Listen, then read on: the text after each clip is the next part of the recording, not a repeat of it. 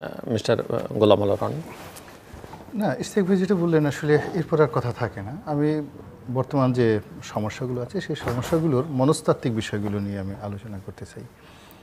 প্রথমত আপনি সব মিলিয়ে আলোচনা করতে চান? হ্যাঁ, মানে এখন যে সমস্যাগুলো আছে সেই সমস্যার মনস্তাত্ত্বিক, বিকজ দুর্নীতি হচ্ছে, কোটা সংস্কার আন্দোলন হচ্ছে, তারপরে একের পর এক দুর্নীতির খবর বেরোচ্ছে। এটা আমাদের দেশের এখন যারা তেলাপোকা আছে, তারপর শেষে মশা মাছি আছে, তারাও এই টের পাচ্ছে মানুষের যে ক্রন্দন। আপনি দেখবেন যে মানুষের এই কান্নাকাটির কারণে প্রকৃতির যে একেবারে কীটপতঙ্গ, এমনকি যে রাসেল ভাইপার সাপ আছে, এও এখন মানুষকে কামড়াতে চায় না, কখনো কখনো মনে করে যে আমার সাথে বিষাক্ত। এই কয়দিন আগে দেখলেন এক লোক রাসেল ভাইপার তাকে কামড় দিতে গেছে, সে উল্টো সাপকে কামড়িয়ে মেরে ফেলেছে, এবং সেই মেরে তারপর শেষে সেই সাপ নিয়ে সে চলে আসছে উপজেলা হেলথ কমপ্লেক্সে, রাসেল ভাইপার সাপ। তো মানুষের যে মনস্তাত্ত্বিক যে পরিবর্তনটা কোন পর্যায়ে চলে গেছে, আমি তো কখনো জীবনে কখনো শুনিনি যে কোনো মানুষ একটা গোখরা সাপ বা যে কোনো একটা সাপকে ধরে সাপ মানুষকে কামড় দিয়ে সেই আগে সাপকে কামড় দিয়েছে। কিছুদিন আগে, মানে বছর কয়েক আগে, বোধহয় 20-25 বছর আগে সাভারে এরকম একটা ঘটনা ঘটেছিল। ওখানে খুব গরু চোরের উপদ্রব বেড়ে গেছিল।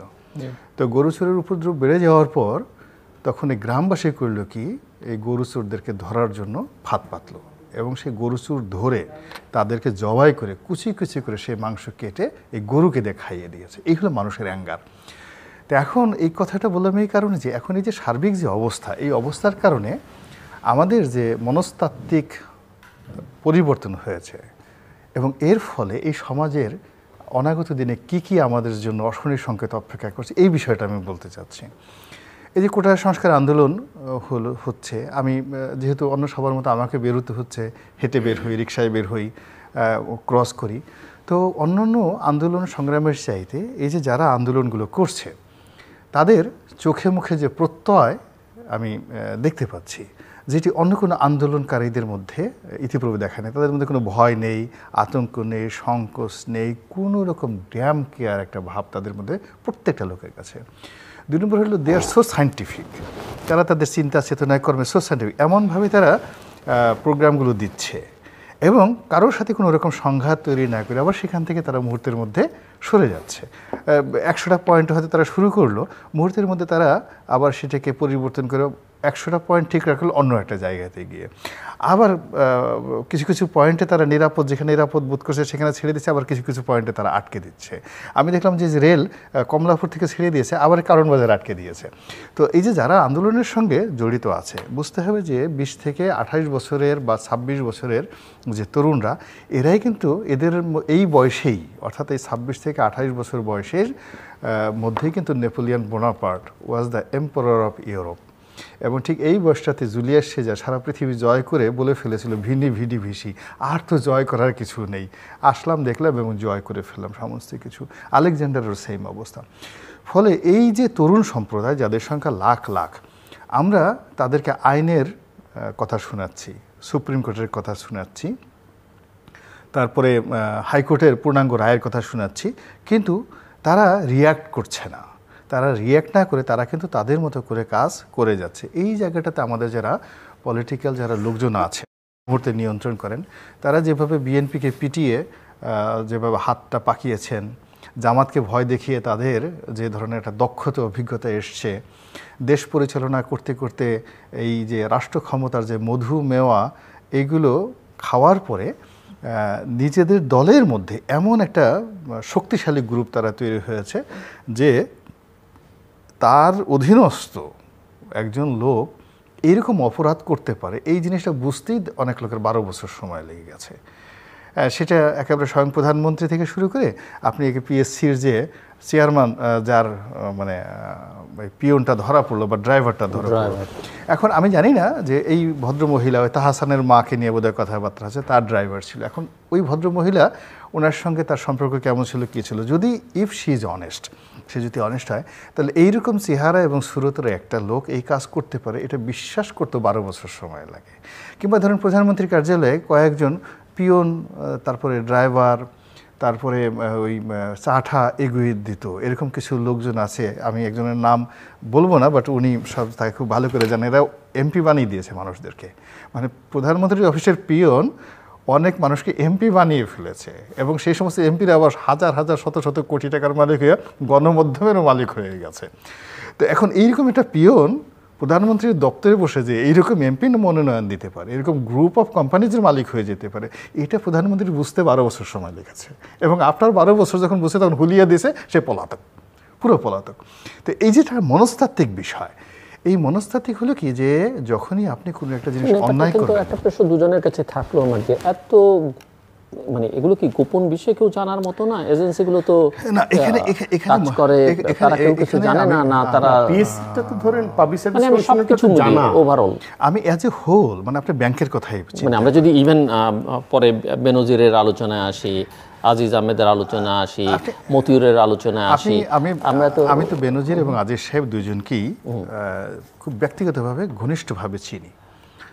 তো এই যে ওবায়দুল কাদের সাহেব যে কথাটা বলেছেন যে বেনজিরকে দেখে কখনো মনে হয়নি যে সে দুর্নীতি করতে পারে, বিশ্বাস করেন আমি অন্তর থেকে বলি দিস ইজ ফ্যাক্ট, উনি সত্য কথা বলেছেন। এখানে আপনাকে কার্যকারণে সরি আপনাকে আমি আপনাকে বলি, একটা রিপোর্ট পত্রিকায় হয়তো বলে নাই বেনজির আহমেদ দুর্নীতি করেছে, কিন্তু আপনারা দুজনেই সেন্সিবল মানুষ। পত্রিকায় রিপোর্ট হয়েছে বেনজির সাহেব আইজি অবস্থায় ভাওয়াল রিসোর্টের পরিচালক হয়েছে, রিপোর্ট তো হয়েছে। আইজি অবস্থায় একটি ক্লাবের প্রেসিডেন্ট হয়েছেন, তিনি একটি রিসোর্ট করেছেন, এগুলো এসছে তো আচ্ছা তখনই তো গভর্নেন্স সিস্টেম কি বলে প্রশ্ন করা উচিত।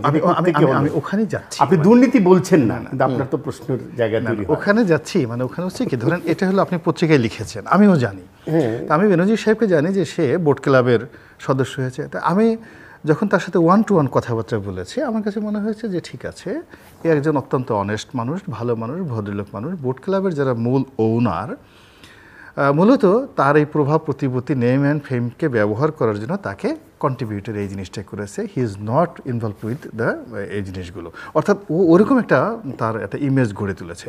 আবার যখন প্রধানমন্ত্রীর সামনে গিয়া বেনজির সাহেব বসেছেন, তো প্রধানমন্ত্রী তাকে মনে করছে, আহা কত সুন্দর চেহারা, আমার সন্তানের মতো, এই গোপালগঞ্জ বাড়ি, এইরকম একটা নিষ্পাপ ছেলের সম্পর্কে যারা বলে এরা সবাই মুক্তিযোদ্ধা বিরোধী, এরা সব জামার শিবিরের লোকজন, এদেরকে এই কালকে থেকে আর এই অফিসে ঢুকতে দিও না। এবং যখন এই জিনিসগুলো আলটিমেটলি প্রমাণিত হয়ে গেছে, এখন তো একেবারে প্রমাণিত হয়ে গেছে, তখন প্রধানমন্ত্রী চিন্তা করছে এটা কী করে সম্ভব।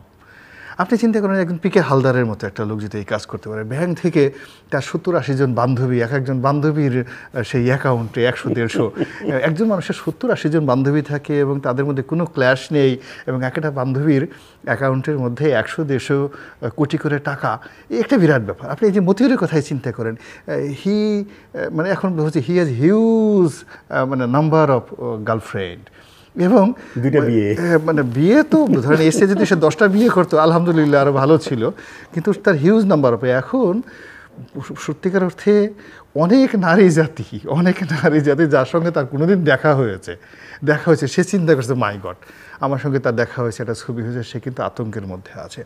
এবং এর ফলে কি হচ্ছে, একটা মনস্তাত্ত্বিক সমস্যা হলো, সে কিন্তু কাজ করতে পারছে না। সেই মতিরের সঙ্গে যদি কারো কোনো এক টেবিলে বসে থাকে, একসাথে ছবি হয়ে থাকে, এমন কোনো নারী বা এমন কোনো পুরুষ, এই জিনিসগুলো হয়ে গেছে। তো অ্যাজ এ হোল এই সমস্যাগুলো কেন হলো? প্রথমত কেন হলো যে আমাদের যিনি নেতা হবেন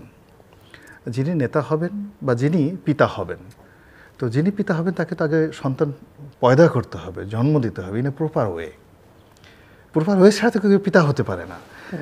আমরা একটা সেই ছোটোকালের একটা বিখ্যাত সিনেমা দেখেছি, লাওয়ারিস, মেরে আঙ্গা নেমে, আপনার মনে আছে ভাই বোধহয়, সেই অমিতাভ বচ্চন এবং আমজাদ খানের সেই বিখ্যাত সিনেমা। তো সেখানে সে গোপনে শুধু একটা বিয়ে করেছে, বিয়ে করার পরে সেই ঘরে একটা বাচ্চা হয়েছে, সেই বাচ্চাকে সে কখনো মেনে নিতে পারেনি, প্রচার দিতে পারেনি, এটা নিয়ে যে একটা ট্র্যাজেডি।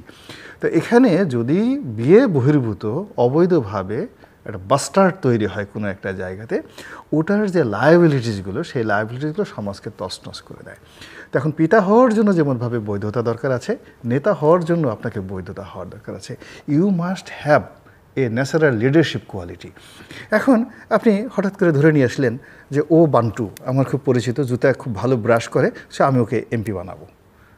ও পন্টু, ও খুব ভালো করে আমার হাত পা মাসাজ করে, তো মাসাজ করে সে নরেন্দ্র মোদী, আমি বাংলাদেশের কথা বললাম না, ভারতের কথা বলবো, সুন্দর করে আমার হাত পা মাসাজ করে, তো অতএব কাছেও আমি ওকে মন্ত্রী বানাবো। তো এইরকম চিন্তা ভাবনা করে আপনি দেখা গেল যে খুব পোস্টগুলোতে যদি এইরকমভাবে আপনার পছন্দের অযোগ্য লোকদেরকে বসিয়ে দেন, এই বসানোর ফলে কি হচ্ছে আপনি দেখেন 2009 সনে আমরা দেখলাম যে পাবলিক ব্যাংকগুলোতে পাবলিক সরকারি ব্যাংকগুলোতে যাদেরকে ডিরেক্টর হিসেবে বসিয়ে দেওয়া হলো, এদের আসলে কারোরই ব্যাংকের কোনো অভিজ্ঞতা ছিল না, এবং সেই ধারাবাহিকতা এখন বজায় হতে হতে এক একটা ব্যাংক তার যে মূলধন, সেই মূলধনের অন্তত 10 গুণ সে তসরুপ করে পুরো জাতির উপর লায়াবিলিটিস হয়ে বসে আছে। কিন্তু ওই জায়গাগুলোতে যারা ছিল তাদের একটা বিরাট অংশ এখনও পর্যন্ত কিন্তু খাচ্ছে। এবং অবাক হয়ে যাবেন যে আমি ব্যবসা বাণিজ্য, এই যে দেশের যে খারাপ অবস্থা, এর মধ্যেও এই ব্যাংকের যারা মনে করেন যে দুর্নীতিবাজ, তো তারা বলছে যে 100 কোটি টাকা লোন দরকার, কোনো অসুবিধা নেই, আমাকে 50 কোটি টাকা দেবেন, আপনি 50 কোটি নিয়ে দেশ থেকে ভেগে যাবেন। তো ব্যবসায়ী বলতেছে, ভাই আমি তো সারাজন ব্যবসা করে আসছি, আমার 100 কোটি দরকার নেই, আমাকে 5 কোটি টাকা মাত্র লোন দেন। 5 কোটি টাকা সে লোন পাচ্ছে না, অত সে বলতেছে যে আপনি শুধুমাত্র আপনার ইন্ডাস্ট্রি মিল কারখানা করে নিয়ে আসেন, কাগজপত্র করেন, আমি 100 কোটি টাকা লোন দিয়ে দেবো। তো দেখেন এত খারাপ অবস্থার মধ্যে এদের আত্মাটা কোন পর্যায়ে চলে গেছে। তো আমি বললাম যে একইভাবে ধরেন শেয়ার মার্কেট, একইভাবে ব্যাংকিং সেক্টর, একইভাবে রাজনীতির সঙ্গে সঙ্গে প্রশাসন, প্রত্যেকটা জায়গাতে আপনি আপনার পছন্দের মানুষ বসিয়েছেন। 2 নম্বর হলো যে আপনার নেতা হিসেবে যে যোগ্যতা থাকা দরকার, সেই যোগ্যতার প্রথম হলো যে আপনি সত্যিকার আপনার মতো যোগ্যতম নেতাদেরকে খুঁজবেন। অর্থাৎ আমি যেরকম নেতা, আমার সহকর্মী হিসেবে, যেমন বঙ্গবন্ধু ছিলেন, তার সহকর্মী হলো জাতীয় 4 নেতা, কেউ বলতে পারবে না যে তারা অযোগ্য।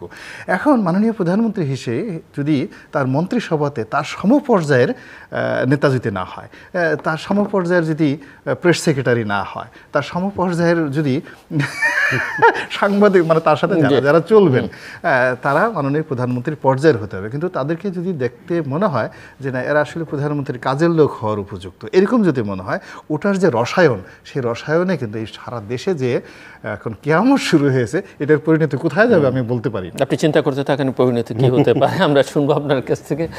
মিস্টার সৈয়দ ইশতিয়াক রেজা, আবেদ আলী থেকে বেনজির এবং মাঝখানে প্রতিদিন প্রচুর নাম বেরিয়ে আসছে, পুলিশ থেকে এনবিআর, কাস্টমস, কোথাও বাদ নেই। এবং ভাগ্য ভালো এখন পর্যন্ত যে রাজনীতিবিদদের নামটা সেইভাবে আসছে না, কিন্তু অনেকেই মনে করেন যে প্রত্যেকের সঙ্গেই কোনো না কোনোভাবে রাজনৈতিক নেতৃবৃন্দ যুক্ত আছেন।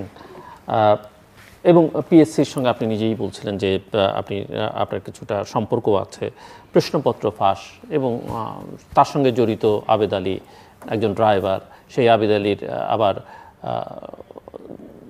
দুর্নীতি করে টাকা পয়সা যা তিনি উপার্জন করেছেন সব আল্লাহর রাস্তায় ব্যয় করেছেন। তো আমি আসলে কি বলবো, সব মিলিয়ে আসলে কনফিউজড। আসলে কনফিউজড হওয়ার কিছু নাই। এটা হলো, দেখেন, দেশ তো চালায় রাজনীতিবিদরা, রাজনৈতিক নেতৃত্বের তত্ত্বাবধানেই তো দেশ পরিচালিত হয়। আমলাতন্ত্র বা সরকারি মেশিনারিটা চলে রাজনৈতিক নেতৃত্বে। সেই রাজনৈতিক নেতৃত্ব যদি দুর্বল হয়, উদাসীন হয়, অথবা তাদের যদি প্রশ্রয় থাকে কোথাও, তাহলে এই বিষয়গুলো বড় আকারে ঘটে। আমাদের এখানে যেটা ঘটেছে সেটা হলো যে মতিউরের কেসই চিন্তা করেন আপনি।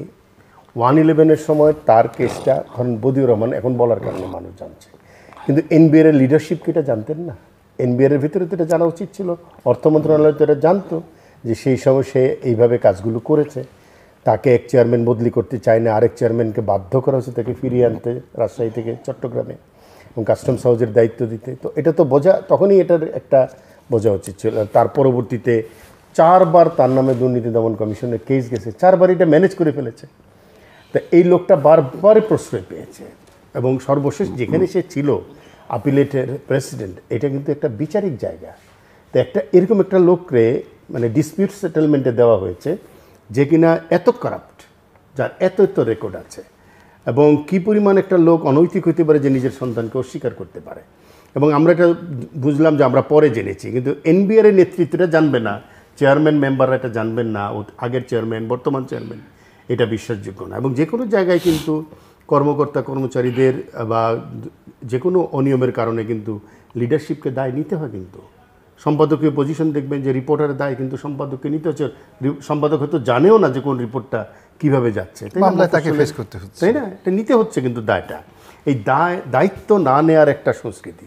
আবেদ আলী প্রশ্নপত্র ফাঁসের অভিযোগে তার চাকরি গেল। 2014 সালে তদন্ত হলো, 15 সালে তার চাকরি চলে গেল। তারপরে আবেদ আলী কী করে যাতায়াত করতো পিএসসিতে এবং এত বড় একটা সিস্টেম মেনটেন করলো সে। রেলওয়ের উপসহকারী প্রকৌশলীর চাকরিটার কথা চিন্তা করেন, 4 সেট প্রশ্ন সে অ্যাডভান্স কিনে ফেলেছে 1 কোটি টাকা দিয়ে, সেটা সে বিক্রি করছে আবার 6 কোটি টাকায়। এক রাতের ইনকাম, এটা কল্পনাই করা যায়। এটা একটা বিজনেস কেস তো আসলে, তাই না? এবং কার কাছ থেকে কিনেছে? তারই উচ্চতর সহকর্মীর কাছ থেকে, প্রাক্তন সহকর্মী যারা পিএসসির ভিতরে বসে আছে। এই যে জাফর লোকটা ডেপুটি ডিরেক্টর, তার সম্পর্কে আগে অভিযোগ এসেছিল। তাকে কি লঘুদণ্ড দেওয়া হয়েছিল তখন, একজনকে ডিমোশন করা হয়েছে, একজনেরটা নাকি তদন্ত করে কিছু পাওয়া যায় না। এতে এইগুলো, তার অর্থ হলো এই চক্রটা, মাফিয়া চক্র, এটা প্রশ্নবাসে, যেটা সিআইডির প্রধান বলেছেন যে কোনো পরীক্ষার আগে এরা সক্রিয় হয়ে যেত এবং তারা কোনো না কোনোভাবে এই প্রশ্নগুলো নিয়ে নিত। পিএসসির চেয়ারম্যান যেটা বলছেন সোহরাব হোসেন, উনি কিন্তু অনেক চেষ্টা করছেন, ওনার আন্তরিকতা নিয়ে কোনো প্রশ্ন নাই, উনি চেষ্টা করে যাচ্ছেন, সততার সাথে কাজ করার চেষ্টা করছেন। কিন্তু কবি মানুষ উনি এবং ওনার আগের দুজনই কবি, আপনাকে কোনো কাজ আপনি একা করতে পারবেন না, আপনাকে কাউকে না কাউকে ট্রাস্ট করতে হবে। এই ট্রাস্টের জায়গাটা আমি বলবো জিল্লুর রহমান, আপনি তো অনেক টকশো করেন, এই সামাজিক অবস্থা তৈরি হয়েছে ভয়ঙ্করভাবে। আপনি কোথাও কোনো ট্রাস্ট রাখতে পারছেন না। ব্যাংকিং ব্যবস্থার উপরে মানুষের ট্রাস্ট নাই, গভর্নেন্স সিস্টেমের উপরে মানুষের ট্রাস্ট নাই, সরকারি কোনো অফিস কর্মকর্তা কর্মচারীর উপরে মানুষের ট্রাস্ট নাই, আস্থা নাই। এই যে দুর্নীতির সর্বব্যাপী বিস্তারে যে একটা সামাজিক অনাস্থা তৈরি হয়েছে, এইটি কিন্তু একটা ভয়ঙ্কর ক্ষতির দিক। আমি মনে করি যে মানুষ মনেই করছে সরকারি অফিসে গেলে আমাকে টাকা দিতে হবে, না তো আমার ক্ষমতা থাকতে হবে। এবং বাংলাদেশের সরকারি কর্মকর্তা কর্মচারীরা, কর্মসংস্কৃতি বলে একটা শব্দ আছে, কর্মসংস্কৃতিটা আসলে দুর্নীতির সংস্কৃতি, কোনো কর্মসংস্কৃতি নাই। এবং তারা ভালো কাজের দৃষ্টান্ত স্থাপন করতে না পারলেও দুর্নীতির প্রতি একটা ক্রেজ তৈরি করতে পেরেছে, একটা দুর্নিবার আকর্ষণ, এবং দুর্নীতিবাজরা সমাদৃত হচ্ছে। এবং দুর্নীতি সম্পর্কে একটা তত্ত্বই আছে, সেটা হলো self resilience. Corruption self resilient, সে সশক্তি বৃদ্ধি করে। একবার যদি তাকে ছেড়ে দেওয়া হয়, সে তখন রেজিলিয়েন্ট হতে থাকে, ইমিউনিটি পেতে থাকে, আর কিছু হয় না, করোনার মতো। হ্যাঁ, এটা একদম রেজিলিয়েন্স তৈরি করে। কিন্তু 2015 সালে ইউএনডিপি যে প্রাইমারটা তৈরি করেছিল তৃতীয় বিশ্বের দেশগুলো সম্পর্কে করাপশন, সেখানে সবচেয়ে বেশি যেটা তাদের চোখে ধরা পড়েছে সেটা হলো কলিউসিভ ব্রাইবারি, যোগসাজশ। বাংলাদেশে এক্স্যাক্টলি এটাই করেছে। ক্ষমতা কাঠামোর ভেতরকার মানুষগুলো একত্রিত হয়েছে, সেখানে সবাই যোগসাজশে দুর্নীতি করছে। এটাই হলো সবচেয়ে বড় একটা ক্ষতির দিক আমাদের। সো মির্জা গোলাম আনোয়ার, উনি আপনি রাজনীতির কথা বলছিলেন এবং অনেকেই মনে করে থাকেন যে রাজনীতিটা আসলে ঠিকঠাক না করতে পারলে বাকি সমস্যাগুলো সমাধান হবে না। এবং তার আগে একটু আলোচনা এটাও আমি একটু করে নিতে চাই। আমরা যখন কথা বলছি, হয়তো প্রধানমন্ত্রী এর মধ্যে দেশে ফেরার কথা, ঘন্টা 9-10 আগে, আর পরে ফেরার কথা ছিল। তো চীন সফর কেমন হলো সেটা নিয়ে একটা প্রশ্ন। আগে ফেরা নিয়ে অনেক রকমের কথাবার্তা আমরা শুনতে পাচ্ছি, একটার সঙ্গে আরেকটার মিল খুঁজে পাওয়া যাচ্ছে না। মূল ব্যাপার হলো যে কি হলো চীনে, এবং আবার এই কথা আমরা শুনছিলাম যে চীনে যাবার আগে দিল্লিকে জানিয়ে যাওয়া হয়েছে, কোনো সমস্যা নেই। তো সেটা আমি এজ এ হোল মাননীয় প্রধানমন্ত্রীকে নিয়ে কোনো কথা এককভাবে না বলে টোটাল যে জিনিসটা বলি যে 1986-87 সনের দিকে বিএনপি সভানেত্রী বেগম খালেদা জিয়া বা আওয়ামী লীগ সভানেত্রী শেখ হাসিনা, তারা মানুষের যে আকর্ষণের যে জায়গায় ছিল, শ্রদ্ধার যে জায়গায় ছিল, প্রেমের এবং ভালোবাসার যে জায়গাটাতে ছিল, এখন তারা কেউই সেই জায়গাটাতে নেই। আর যেহেতু প্রধানমন্ত্রী দীর্ঘদিন যাবৎ ক্ষমতায় আছেন, এই ক্ষমতায় থাকার কারণে অনেক মানুষের ক্রোধ, অনেক মানুষের বিক্ষোভ তাকে কেন্দ্র করে এমনভাবে রসায়িত হয়েছে, সেই রসায়নের বিপরীতে ওইটা তারা প্রয়োগ করতে পারছে না। প্রধানমন্ত্রীর বিরুদ্ধে একটা নেতিবাচক কথা বলবে এরকম সাহস কারো নেই, 2 কলম লিখবে এরকম সাহস নেই, কিন্তু সে বড় বড় দীর্ঘশ্বাস ছাড়ছে আর ওইদিকে তাকাচ্ছে না। এই যে মানুষ যে তাকাচ্ছে না, ফলে কি হচ্ছে, সে 200 জন লোক নিয়ে গেল, ওই 200 জন লোকের মধ্যে কারা কারা গেল, তাদের চেহারা কেমন, সুরত কেমন, কত ডলার করে পেলো, কোন হোটেলে থাকলো, এগুলো নিয়ে আগে একটা সময় দেখা গেল কেউ প্রধানমন্ত্রীর সফর সঙ্গী হলে সে অন্ততপক্ষে 2-3 বছর গর্ব করত। এবং এটা এত সিস্টেমেটিকভাবে হতো যে ঠিক আছে ওটা সম্মানিত করার জন্য কাউকে নেওয়া হতো, ধরুন আজ থেকে 25 বছর আগে রাষ্ট্রীয় মেহমান হিসাবে ওনাকে নিল, আবার সেই সে সিরিয়ালি আপনাকে নিল, এরপর আমাকে নিল, আমরা 3-4 বছর গর্ব করতাম আরে PM এর সাথে গেলাম। আর এখন একই বাদক, একই ঢুলি, একই খুলি, এই বারবার শুধু এই 200-250 লোক নিয়ে প্লেন ভরে ভরে বিভিন্ন দেশে যাচ্ছে, এইগুলো লোকজন এদিকে তাকাচ্ছে না। ফলে প্রধানমন্ত্রী গেলেন চীনে, কেন গেলেন ওটা নিয়ে কার কী হলো আমার ব্যক্তিগতভাবে বিশ্বাস করেন একটু আগ্রহ ছিল না কেন তিনি প্রধানমন্ত্রী গেলেন। আমার কাছে মনে হলো যে এত ডলারের সমস্যা, একটা চার্টার প্লেনে করে কী দরকার ছিল, না গেলে কি হতো না, আমার কাছে এটা মনে হলো। আবার উনি যদি একদিন আগে ফিরে আসছে এটাও আমার কাছে ভালোই লাগছে যে 3 দিন 1 দিন ওখানে বসে থাকলে চীন সরকারকে এই টাকা খরচ করতো না, বাংলাদেশ সরকারের খরচ হতো। যদি বাংলাদেশ সরকারের খরচ কম হয়ে থাকে, একদিন আগে চলে আসছে, গরিব মানুষের টাকা পাচ্ছে। এর বাইরে মানে চীন সফর নিয়ে অনেকের অনেক কথাবার্তা থাকতে পারে, আমি ব্যক্তিগতভাবে এটা নিয়ে আমার কোনো আগ্রহ নেই। আমার আগ্রহ কোনটাতে? আমার আগ্রহ হলো এই যে দুর্নীতির একটা মানে ঝড়ো হাওয়া বইছে, সুনামি বইছে, এই সুনামিতে যে কয়জন লোক ধরা পড়েছে তার চেয়ে অন্ততপক্ষে কয়েক হাজার গুণ লোক ভয় পেয়েছে। তো এই ভয় পাওয়ার ফলে আমাদের সমাজে কি হচ্ছে? প্রথমত হলো যে এই যে ভয়ের কথা বললেন না, আমি আবার আপনাদের দুজনের কাছে প্রশ্নটা রাখি। 2007-08-এও কিন্তু এরকম ভয় আমরা দেখেছি, দামি দামি গাড়ি রাস্তায় ফেলে দিয়ে চলে গেছে, জেলে বসে আওয়ামী লীগ বিএনপি সব একসঙ্গে শপথ করেছে জীবনে আর এর ধারে কাছে যাবে না, আমরা শুনেছি। না, তখনকার যেটা ছিল ওটা যদি ধরেন মানে সেই ভয় কাটতে কি খুব বেশি সময় লেগেছে? ওটার ভয়টা হয়েছে, আবার আতে ঘা লাগাতে পারেনি।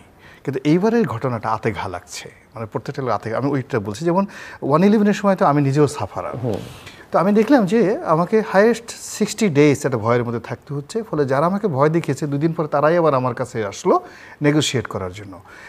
ওই যে দুর্নীতিবাজ আর্মির কর্মকর্তারা আসলো নেগোশিয়েট করার জন্য। এরপর আমার সাথে যখন বন্ধুত্ব হলো তারা বললো যে আমরা তো কিছু মাল পানি কামাতে চাই, আপনি একটু বুদ্ধি দেন কারে কারে ধরলে এই পয়সা রোজগার করা যাবে। তো যার জন্য আলটিমেটলি ওটা তখন রিভার্স হয়ে গেছে। কিন্তু এবারের ঘটনাটা একেবারে অ্যাবসলিউটলি উল্টো। যেমন ধরুন একজন দুর্নীতিবাজ, এই যে বেনজিরের কথা চিন্তা করেন, তো বেনজিরের কেসটা যদি স্টাডি করেন তার সম্পত্তি ক্রক হয়ে গেছে, তার ব্যাংক অ্যাকাউন্ট ফ্রিজ হয়ে গেছে, এবং এই সময়টাকে ব্যবহার করে বেনজির বা মতিউর তারা যথাসম্ভব তাদের ক্যাশ টাকাটা কিন্তু সরিয়ে নিয়ে গেছে। তাহলে এটাকে যদি আপনি মেসেজ হিসেবে আরও 2000 লোকের ক্ষেত্রে প্রয়োগ করেন যারা এই ভয় পাচ্ছে যে তাদের টাকাগুলো ব্যাংকে ছিল, তারা কিন্তু আলটিমেটলি সবাই ব্যাংক থেকে টাকাটা সরিয়ে ফেলেছে, আইদার নিচে নিয়েছে অথবা দেশের বাইরে পাচার করেছে। এর ফলে কি হচ্ছে, এই ব্যাংকিং সেক্টরে গত এই 1-1.5 মাসে কত হাজার কোটি টাকা আমানত থেকে সরে গেছে। এটা প্রধানমন্ত্রীর চীন সফরের চেয়ে আমার কাছে বেশি গুরুত্বপূর্ণ, বিকজ ওই ট্রানজাকশনের উপরে আমি কিন্তু ব্যবসা বাণিজ্য করে খাচ্ছি। 2 নম্বরে যেটা হলো, দেখেন আমার একটা সমস্যা, যেমন এই আছে জাতীয় রাজস্ব বোর্ড একটা সমস্যা আছে। তা আমি সেই জাতীয় রাজস্ব বোর্ডে 2-3 দিন যাবত দেখছি যে নর্মালি যখন সেগুনবাগ স্থিতিতে ছিল ওই অফিসে ঢোকা যেত না, গম গম করতো প্রত্যেকটা অফিসের লোকজন। কিন্তু এত বড় একটা বিল্ডিং পুরো খালি, লোকজন নেই, এবং অনেক কর্মকর্তা যাদের সঙ্গে মতিউর সাহেবের ভালো সম্পর্ক ছিল তারা কেউ অফিসে রেগুলার আসছে না, কেউ ছুটি নিচ্ছে, অনেকে পালিয়ে বেড়াচ্ছে। তো এইভাবে কিন্তু পুলিশের সেম ঘটনা ঘটছে, এইভাবে সিভিল অ্যাডমিনিস্ট্রেশনের সেম ঘটনা ঘটছে। এবং এখন দেখেন এই যে জুডিশিয়ারি যে একটা স্পর্শকাতর একটা প্রতিষ্ঠান, এখন মাননীয় প্রধান বিচারপতি চিফ জাস্টিস তিনি এতটা মাহরুম কেন হয়ে যাবেন, অসহায় কেন হয়ে যাবেন, যে কারণে তাকে অ্যাটর্নি জেনারেলকে বলতে হবে যে রাজপথের মানে উপর নির্ভর করে কি আমাকে রায় দিতে হবে কিনা।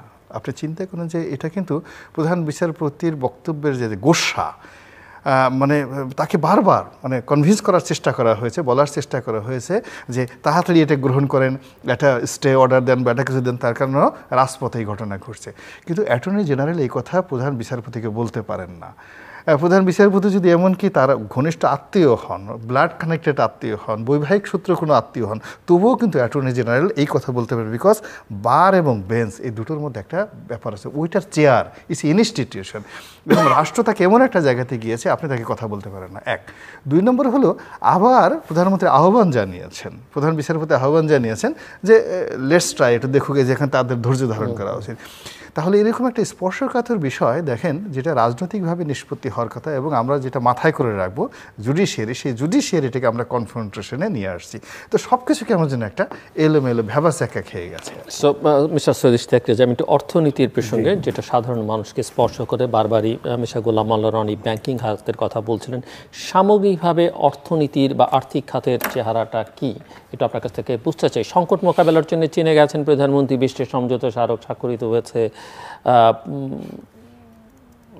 উনি সেটাকে খুব একটা গুরুত্বপূর্ণ মনে করছেন না, বাট অনেকে মনে করেন যে চীন থেকে হয়তো বড় অঙ্কের কিছু ক্যাশ পাওয়া যাবে যেটা আমাদের আর্থিক যে সংকট আছে সেটা মোকাবেলায় সহায়তা করবে। তো আমি একটু, যেহেতু দীর্ঘদিন যাবত আপনি অর্থনৈতিক সাংবাদিকতার সঙ্গেও সম্পর্কিত, আপনার কাছ থেকে বুঝতে চাই যে প্র্যাকটিক্যাল সিনারিওটা কি আসলে। অর্থনীতি ভালো জায়গায় নেই, এবং ভালো জায়গায় যেতে গেলে সরকারের হাতে দুটো জিনিস লাগবে। একটা হলো নগদ টাকা লাগবে, যেটার সংকট আছে, ডলার লাগবে, যেটা সংকট আছে, এবং সেই কারণেই চীনের কাছে যাওয়া। এই মুহূর্তে চীন পৃথিবীর একমাত্র দেশ যার কাছে উদ্বৃত্ত অর্থ আছে ব্যাপক পরিমাণে, এবং সে বিনিয়োগের জায়গা খুঁজছে। এবং বাংলাদেশ ইতিমধ্যেই চীনের জন্য একটা বড় বিনিয়োগ জায়গা হয়ে উঠেছে। আমরা দেখছি যেটা গত 15 বছরে চীন বাংলাদেশের বড় মেগা প্রকল্পগুলো সহ ছোটো ছোটো অনেক প্রজেক্টে কাজ করছে, এবং চীন এখন বাংলাদেশের শীর্ষ ঋণদাতা দেশও হয়ে উঠেছে। এতে করে দুটো উপকার চীনের হচ্ছে। একটা হলো চীন ঋণ দিচ্ছে, তার সুদ পাচ্ছে, আবার চীনা কোম্পানিগুলো এখানে কাজ করছে, ফলে তাদের কোম্পানিগুলো এখানে ব্যবসা করছে, চীনা নাগরিকরা এখানে কাজের সুযোগ পাচ্ছে। চীনে এই মুহূর্তে আনএমপ্লয়মেন্ট রেট, বেকারত্বের হার প্রায় 20%। উনি যে এজ গ্রুপটার কথা বলছেন 20 থেকে 26, আপনি তো বোধহয় এটার কথাই বলছেন, 20 থেকে 26, ওই গ্রুপে চীনে কিন্তু এই মুহূর্তে মানে বেকারত্বের হার প্রায় 20%, হায়েস্ট ইন দ্য ওয়ার্ল্ড। চীন এখন পৃথিবীর নানা দেশে ক্যাশ নিয়ে বসে আছে, কিন্তু তাকে লোকদেরকে কাজ দেওয়ার জায়গা নেই।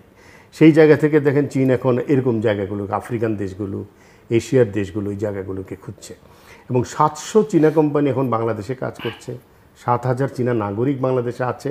সুতরাং চীনের দিক থেকে আমি বলবো বাংলাদেশ এখন একটা লুক্রেটিভ জায়গা। আমরা বলি না যে বাংলাদেশ কি পেলো চীন থেকে, আপনি যে জিজ্ঞাসা করা উচিত যে আসলে চীন কি চায় বাংলাদেশের কাছ থেকে। চীনের একটা মার্কেট হয়ে উঠেছে বাংলাদেশ, এবং আমাদের যে $23 বিলিয়ন যে বাণিজ্য আছে চীনের সাথে, এটা প্রায় পুরোটাই চীনের পক্ষে। আমরা কিন্তু এই মুহূর্তে চীন আমাদের নাম্বার 1 আমদানি ডেস্টিনেশন। আমরা চীন থেকে প্রচুর পরিমাণে আমদানি করি। কিন্তু চীনকে এবার কেন গুরুত্ব দেওয়া হচ্ছে? চীনকে গুরুত্ব হচ্ছে কারণ সরকারের নগদ অর্থ দরকার। আমাদের বাজেটে যে ঘাটতিটা আছে এটা পূরণ করার জন্য সাধারণত নানা সময় আমাদের জাপান সহ উন্নত দেশগুলো, পশ্চিমা দেশগুলো থেকে, মাল্টিলেটারাল বহুজাতিক সংস্থাগুলো থেকে, ওয়ার্ল্ড ব্যাংক, IMF-এর মতো আমরা বাজেটারি হেল্প পেতাম। এখন সেটা বাজেট ঘাটতি পূরণের জন্য সরকারকে হাত দিতে হচ্ছে, চীনের কাছে যেতে হচ্ছে, এবং চীন সেখানে কমিটমেন্ট করেছে। চীন মেগা প্রকল্প বাস্তবায়নে বিভিন্ন প্রকল্পে টাকা দেওয়ার কথা মানে রাজি হয়েছে। পদ্মাতে তো কিন্তু চীন ইনভলভ ছিল কিন্তু বাস্তবায়নের সাইডে, টেকনিক্যাল সাইডে।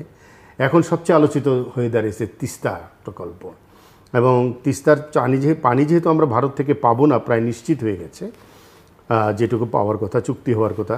সুতরাং এখন এই যে মহাপরিকল্পনা, যে পানিটাকে ধরে রেখে কিভাবে এর একটা বড় বিনিয়োগ নানা জায়গায় করতে পারে এগ্রিকালচার সেক্টরে, চীনা প্রযুক্তি, চীনা ব্যবস্থাপনা যেটা চীন নিজের দেশে করেছে। সুতরাং বাংলাদেশের এই মুহূর্তে চীনের সাথে এই অর্থনৈতিক সম্পর্কটা একেবারে বাস্তবতা।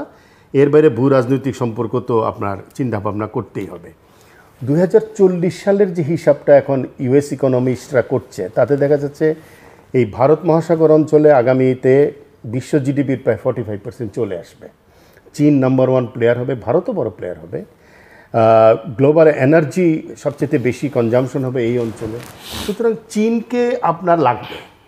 আর আপনার যেহেতু পশ্চিমা শক্তিগুলোর সাথে সম্পর্কের ধারাবাহিকতা থাকছে না, এবং পশ্চিমা দেশগুলো ইকোনমিক্যালি অনেক ধরনের চ্যালেঞ্জের মধ্যে আছে, রাশিয়ার সাথে স্যাংশন দেওয়ার পরে নিজেরাও যে খুব ভালো আছে তা না, সব কিছু মিলিয়ে আমাদের চীনকে প্রয়োজন হচ্ছে। কিন্তু আমার নিজের অভ্যন্তরীণ ইকোনমিতে গভর্নেন্স একটা বড় ইস্যু। সবচেয়ে বড় ইস্যু হলো আর্থিক খাতে যে আপনার গভর্নেন্স, এইটা তো ঠিক হচ্ছে না। আপনার এখন পর্যন্ত ব্যাংকগুলোতে একক ব্যক্তির আধিপত্য কমে নাই। এখন পর্যন্ত কেন্দ্রীয় ব্যাংক খুব বুক ফুলিয়ে বলতে পারছে না যে আমি রিজার্ভ পরিস্থিতি স্বাভাবিক করে এনেছি। আমার রেমিটেন্সের উপর এখনও নির্ভরতা, এখনও গার্মেন্টসের উপর নির্ভরতা, কোনো বৈচিত্র্য তৈরি হয়নি। এবং আর্থিক খাতে দ্বৈত শাসনটা তো বন্ধ হলো না। একদিকে অর্থ মন্ত্রণালয়ের অধীনে ব্যাংক এবং আর্থিক প্রতিষ্ঠান বিভাগ, অন্যদিকে হলো আমাদের সেন্ট্রাল ব্যাংক, কেন্দ্রীয় ব্যাংক। আর আপনি উনি যে কথা বলেছিলেন, উনি যেখানে যান রাজস্ব ভবন, রাজস্ব ক্ষেত্রে তো দুর্বলতা আরও প্রকট হয়েছে।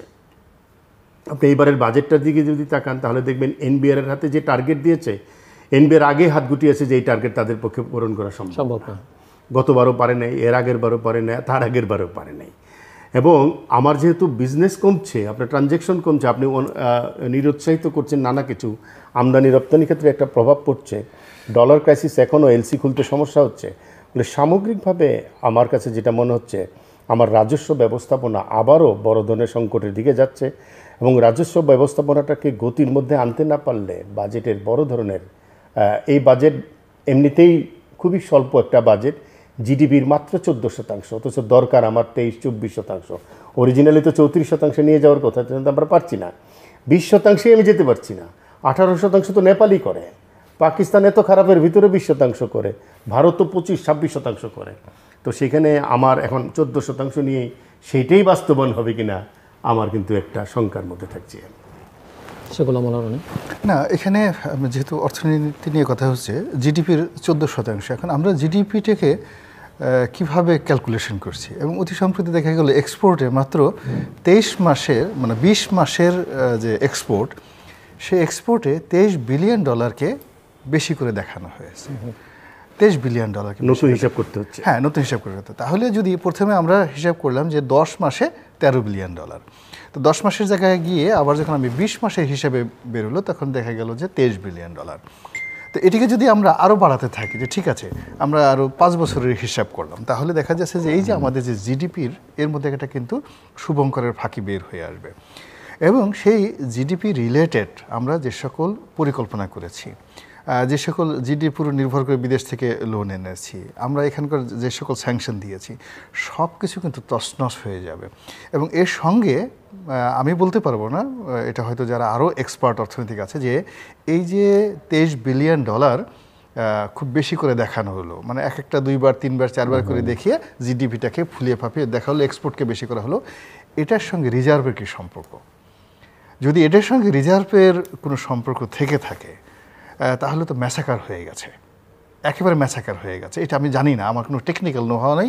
এবং সরকারের পক্ষ থেকে যে কথাগুলো যারা বলছেন, ব্যবসায়ী নেতৃবৃন্দ বলছেন, তারা মানে খুব এলোমেলো কথাবার্তা বলছেন, কিন্তু সত্যিকার অর্থে এই কথাটা বলা উচিত পরিকল্পনা মন্ত্রীর, অর্থমন্ত্রীর, বাংলাদেশ ব্যাংকের গভর্নরের। এবং তারা সেই কথাগুলো না বলে কেউ এক্সপোর্ট প্রমোশন ব্যুরোকে দায়ী করছেন, কেউ সেন্ট্রাল গভর্নমেন্ট মানে ব্যাংকে দায়ী করছেন, কেউ হয়তো এনবিআরকে দায়ী করছেন, কিন্তু মূল দায়িত্বটা তো কেন্দ্রীয় ব্যাংকের। কেননা তার এই যে $48 বিলিয়ন দেখানো হলো, বেশি দেখানোর উপর ভিত্তি করে সেন্ট্রাল ব্যাংক কী কী পলিসি নিয়েছে, এবং সে কীভাবে আপনার সাবসিডিজ বন্ধ করেছে, কী সাবসিডিজ সে দিয়েছে ব্যবসায়ীদেরকে, এবং ব্যবসায়ীদের কতটা ক্ষতি হয়েছে। এবং এটার ফলে আমরা যে উন্নয়নশীল দেশের কাতারে এই ওভার দেখিয়ে চলে গেলাম। এখন বিদেশের IMF, এবং এটা তো আলটিমেটলি IMF-এর কড়া নজরদারিতে এবং তাদের শর্তের কারণে, জোরাজুরির কারণে এই শুভঙ্করের ফাঁকিটা বেরোলো। তো বের হওয়ার ফলে কি হচ্ছে, আমরা যে গ্লোবাল র্যাঙ্কিংয়ে মানে দরিদ্র দেশ থেকে, এলডিসি থেকে শুরু করে উন্নয়নশীল দেশের কাতারে একেবারে চলে গেছি, এটার ভবিষ্যৎটা কী হবে, এবং সেটার উপর নির্ভর করে ইউরোপীয় ইউনিয়নে আমাদের যে জিএসপি সুবিধা, সেটার ভবিষ্যৎ কী, আমাদের এক্সপোর্টের সুবিধা কী, বা এই যে এক্সপোর্ট খুব এখন আমাদের আর কোনো সহযোগিতা দরকার নেই, এই কথা বলে আমরা গার্মেন্টস সেক্টর থেকে শুরু করে সব জায়গাতে আমরা সাবসিডিজ তুলে নিয়ে আসলাম, সেখানে আমরা বিদ্যুতের বিল বাড়িয়ে দিলাম, গ্যাসের বিল বাড়িয়ে দিলাম। এই জিনিসগুলো টোটাল ইকোনমিতে এবং তার সঙ্গে সঙ্গে কর্মসংস্থানে, এবং এই কর্মসংস্থানে কি নেতিবাচক প্রতিক্রিয়া তৈরি করেছে, এটা নিয়ে কিন্তু খোলামেলা আলাপ আলোচনা দরকার সরকারের কর্তা ব্যক্তিদের সাথে। এর কারণ হলো এই দেখবেন যে এক মানে ছাগল কাণ্ড নিয়ে একটা সাধারণ একটা ছাগল, 15 লক্ষ টাকার একটা ছাগল, এটা এত বড় একটা সর্বনাশ করতে পারে, এটা মানে কিয়ামত, মানে ওইটা বলছি যে মানে পুরো এরকম একটা সর্বনাশ হতে পারে একটা লোকের না, এই গ্রুপ অফ পিপল। আপনি দেখেন মেয়র আতিকের মাথা খারাপ হয়ে গেছে, এর কারণ হলো মেয়র আতিকের বড় ভাইয়ের ছেলে এই 1 কোটি টাকা দিয়ে গরু কিনেছে। গরু কেনার পরে সাদেক এগ্রোর সাথে কিন্তু এই মেয়র আতিকের খুব ভালো সম্পর্ক, তারা একসাথে ছবি টবি তুলেছে, পাশাপাশি বন্ধুত্বপূর্ণ সম্পর্ক। এ ছেলে কিন্তু সব জায়গাতে, মানে সাদেক এগ্রোর মালিক যে ইমরান 96 সালে ম্যাট্রিক পাস করেছে 1996-এ, বাট দাড়ি শাড়ি দেখে তার সাথে বোধ হয় ওর ভাগ্য ভালো প্রধানমন্ত্রীর সাথে ওর কোনো ছবি নাই, এছাড়া সবার সাথে তার কিন্তু ছবি আছে, তার ওখানে যায় নাই, সে বেনজির থেকে শুরু করে সবাই, হ্যাঁ সবাই গেছে। এখন এই লোক কতটা পাওয়ারফুল যে 12টা গরু এনেছে বা 16টা গরু এনেছে, আনার পর সেই গরুটা আবার সিজ করে প্রাণী সম্পদ মন্ত্রণালয়ে পাঠিয়ে দিয়েছে, আবার সেখান থেকে গরু মাংস হিসেবে, কেজি হিসেবে সে কিনে নিয়ে আবার সেই গরু কোটি টাকা বিক্রি করেছে। আবার সেই গরু কে কিনেছে? মেয়র আতিকের বড় ভাই। আবার সেটা যখন এই সময় ধরা পড়লো, তো আতিক সাহেব চিন্তা করলো 15 লক্ষ টাকার ছাগলে যদি এই অবস্থা হয়, তাহলে 1 কোটি টাকার গরুতে কী অবস্থা, ভাঙ্গ এটাকে। একবারে বাংলাদেশের মধ্যে সে অন্যায় করুক বা ওভার ট্রেডিং করুক, কিন্তু সাদেক এগ্রো তো সত্যিকার অর্থে একটা দৃষ্টান্ত স্থাপনকারী প্রতিষ্ঠান, সেটাকে মাটির সঙ্গে মিশিয়ে দেওয়া হয়। কিন্তু আমি ওখানে গিয়েছি, যেভাবে দখল করেছে আনবিলিভেবল। আচ্ছা, এনিওয়ে, বাট এই সময়টাতে একসাথে সেই জিনিসগুলো হলো। তা এটা শুরু হলো কি দিয়ে? যে কোনো কারণে হোক এই উচ্ছেদ বৈধ। আচ্ছা যাও, এখন একটা ছাগল দিয়ে পুরো জিনিসটা উচ্ছেদ করা হলো। এখন রেজওয়ানা চৌধুরী বন্যার ওই যে একটা সঙ্গীত বিদ্যালয় আছে, সেটা নিয়েও মানুষ কথা বলতেছে। আবার দেখেন সেই ড্রাইভার কাণ্ড থেকে বেচারা তাহাসান, সেই তাহাসানকে নিয়ে এখন মানুষ ট্রল করছে যে সেও নাকি বিসিএস ফরেন সার্ভিসে সে রিটেনে ফার্স্ট হয়েছিল, সেই ক্ষেত্রে পরবর্তীতে ভাইবেতে তাকে বাদ দেওয়া হলো। আবার কেউ বলছে যে এই কারণে বোধহয় মিথিলা তাহাসানকে ডিভোর্স করেছে। এখন মিথিলার সম্পর্কে যে একটা নেতিবাচক চিন্তা ছিল, এক সময় মিথিলার পক্ষে চলে গেছে, না সে সৃজিতকে বিয়ে করে সে ভালো কাজ করেছে, এরকম একটা ছেলেকে সে তালাক দিয়েছে, এখন সব জনমত সেখানে চলে গেছে। আপনি বোঝার চেষ্টা করেন, কিয়ামতের ময়দানে নাকি মানুষ গিয়ে বলবো যে আমি তো দুনিয়াতে তোমার স্ত্রী ছিলাম, তুমি আমাকে কত ভালোবাসতে, সে বলবে দূর দূর দূর, তুমি আমার স্ত্রী ছিল না, দূরে চলে যাও। কেউ গিয়ে বলবে আমি তোমার পিতা ছিলাম। এখন এই বাংলাদেশে ছোট ছোট ঘটনা এটার সঙ্গে দেখেন একটা ড্রাইভারের কর্মকাণ্ডের সঙ্গে চেয়ারম্যান থেকে শুরু করে হোল ফ্যামিলির কিভাবে চলে আসছে। একটা সাদেক এগ্রোর একটা ছাগলের সঙ্গে পুরো আপনি চিন্তা করেন যে কতগুলো ফ্যামিলি, সেই মতিউর থেকে শুরু করে আমাদের এই যে উত্তর সিটি কর্পোরেশনের মেয়র থেকে শুরু করে আর কত মানুষের, বেনজির, এখন বেনজির সম্পর্কে বলা হচ্ছে পুলিশের তো প্রতিদিনই না, সবচেয়ে মানে আশ্চর্যের ব্যাপার হলো বেনজির সাহেব সেখানে হয়তো গেছিলেন বিকজ তারও ফার্ম আছে, হ্যাঁ তারও একটা ফার্ম আছে, হয়তো সেই কারণে সে ইন্টারেস্ট হয়ে গেছিলেন। কিন্তু তারপরে তার ছবির কারণে এখন লোকজন বলছে যে বেনজির এবং এই লোক দুজনে মিলে একসাথে গরু চুরা কারবারি করতো।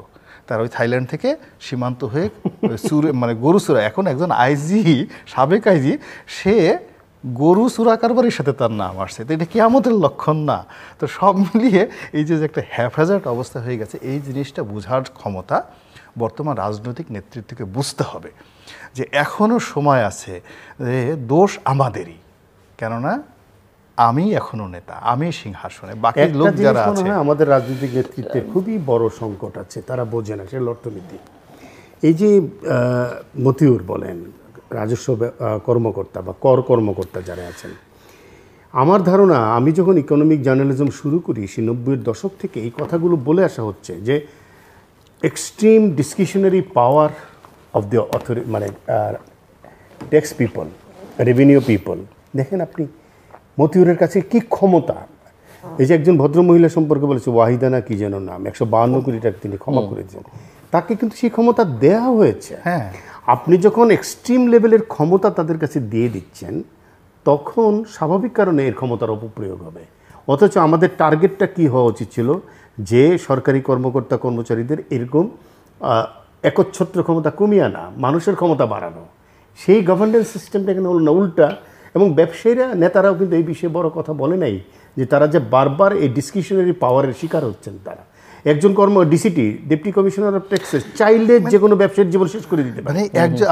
আমি যেখানে দুঃখের কথা বলি, একজন ডেপুটি কমিশনার, এবারও কিন্তু বাজেটে তাদের ক্ষমতা বাড়ানো হয়েছে। মানে এয়ারপোর্টে যে একজন ডেপুটি কমিশনার থাকে কাস্টমসের, আমি বলবো মানে অনেকগুলো থাকে, তার মধ্যে একটা বিশেষ পোস্ট, ওখানে গিয়ে 1 থেকে 1.5 মাসের বেশি কেউ থাকে না বা রাখা হয় না, এবং it's a very price posting. অনেকগুলো টাকা দিয়ে, হ্যাঁ, অনেকগুলো টাকা দিয়ে ওই পদে পাঠানো হয় ঢাকা এয়ারপোর্টে। 1.5-2 মাস পরে সে করে কি, তার ওই টাকাগুলো সুদে আসলে নিয়ে যারা তার ফাঁদে পা দেয় তাদেরকে সে রিলিফ দেয়, আর যারা দেয় না তাদের ফাইল আটকে দিয়ে কিয়ামত পর্যন্ত ওই লোকগুলো ভুগতে থাকে। সিমিলারলি আমাদের বন্ড অফিস, এই যে কাস্টমস বন্ড অফিস, আপনার বন্ড অফিস করে কি, ধরেন এখানে দুর্নীতিবাজ কোনো কর্মকর্তা যদি থাকে, সেখানে প্রাইস পোস্টিং আসলো, এসে এখন সে আসছে 3 মাসের জন্য।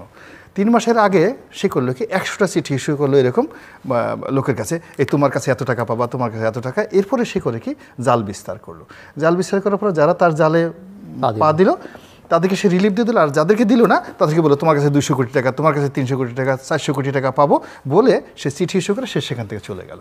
চলে যাওয়ার পর এর পরবর্তীতে বন্ড অফিসে ধরেন একজন সৎ কর্মকর্তা আসলো, তাকে কিন্তু ওই যে তার যে রায় ওটাকে তাকে ফলো করতে। আর এত ডিজিটালের গল্প ভাই আমরা করছি, স্মার্ট বাংলাদেশের কথা বলছি, পুরো দেখেন পুরোটা রেখে দেওয়া হয়েছে কিন্তু ইনপার্সনাল সিস্টেম, ফিজিক্যাল অ্যাপিয়ারেন্স।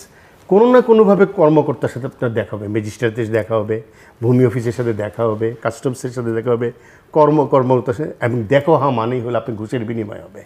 আপনি পুরো সিস্টেমটাকে কোনোভাবেই কিন্তু ডিজিটাল করতে পারছেন না। এত চেষ্টা করে চিটাগং কাস্টমস অফিস করা গেল না, কাস্টমস হাউস করা গেল না, ওরা বাধা দেয়। আবার এই বাধা মেনে নেয় রাজনৈতিক নেতৃত্ব। আপনার সাথে কেন আমার রেভিনিউ কর্মকর্তার দেখা হবে? আমি তো রেভিনিউ পে করব। আমি জাস্ট খুব একটা সংক্ষেপ সো আমরা একটু শেষের দিকে, না আমি বলছি 1 মিনিট না, আপনি 2 মিনিটই করেন, কিন্তু আপনার ক্লোজিং রিমার্কস সহ আর কি। আমরা অর্থনীতি নিয়ে বলি যে উনি যে কথাটা বললেন, রেজা ভাই যেটা বললেন, যে রাজনৈতিক নেতৃত্বকে অর্থনীতিটা বুঝতে হবে। অর্থনীতি যদি বুঝে না পারে কখনোই সিংহাসন নিরাপদ হয় না। তো যখন সম্রাট আকবর ক্ষমতায় বসলে কোনো অবস্থাতে সে ট্রেজারিটা ঠিক করতে পারছে না, এবং সে খুব ভীষণ রকম চিন্তিত হওয়ার পরে সে হঠাৎ করে তার মানে ওই শের শাহের যে অর্থমন্ত্রী ছিলেন রাজা টোডরমল, তার সঙ্গে তার দেখা হলো ফসলের মাঠে, এবং ওখানে বসে তাকে ইনভাইট করলো, তুমি প্রাসাদে আসো। হি ওয়াজ গ্রেট এনিমি। এখন ধরেন সাইফুর রহমানকে যদি এনে হঠাৎ অর্থমন্ত্রী বানানো হয়, তো এরকম একটা অবস্থা। তো পুরো রাজ্যে মানে বিপ্লব শুরু হয়ে গেল মুঘল সাম্রাজ্যে, যে যার বিরুদ্ধে আজকে আমরা এত বছর যাবৎ যুদ্ধ করছি এবং যে ফেরারি আসামি, সেই লোককে এনে মুঘল সাম্রাজ্যের ট্রেজারার বানানো হলো। তখন সম্রাট আকবর বললেন যে ঠিক আছে, তোমরা কারা কারা অর্থমন্ত্রী হতে চাও? তো দাঁড়িয়ে গেল যে আমি হতে চাই। আচ্ছা দাঁড়ান, আচ্ছা বলো তো যে আমার রাজ্যে পাহাড় কয়টা আছে, বনভূমি কয়টা আছে, আবাদযোগ্য ভূমি কতটা আছে? কেউ বলতে পারলো না। টোডরমলকে জিজ্ঞেস করলো যে আপনি বলেন।